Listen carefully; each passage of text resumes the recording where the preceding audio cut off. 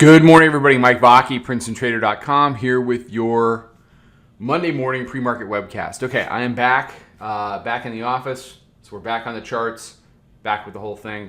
I have to stare at my face all day.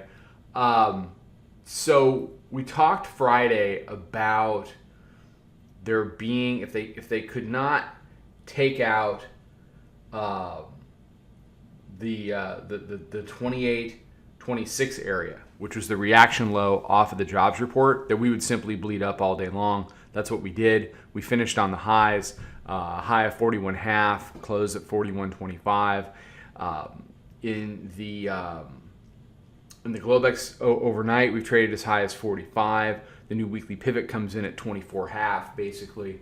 So what you're seeing is just this steady bleed to the upside after the bounce off of the monthly pivot back on August the 2nd, on Thursday.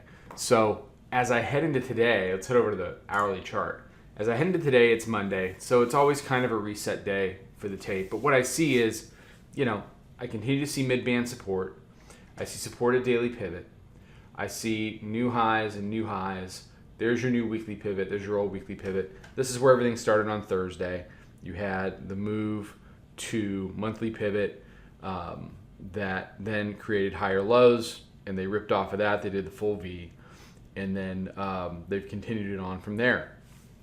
If the bears want to be part of the conversation this week, if the bears want to be relevant this week, they can't fall into that uptrending market trap. The uptrending market trap is coming on back either today or tomorrow, testing weekly pivot, having that be support, and then allowing a higher weekly high.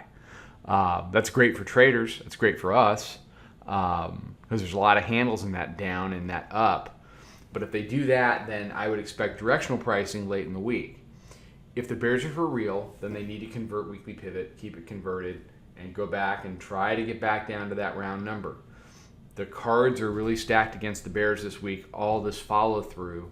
You've already had, you can say, well, we're up so much, we're this, we're that. It's not true. It's just not true.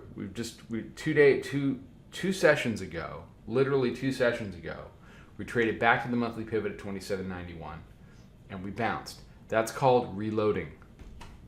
So what you see here from 49.5 back to 91, that's a 50 handle pullback. It's 56, 57 handles, whatever the hell it is.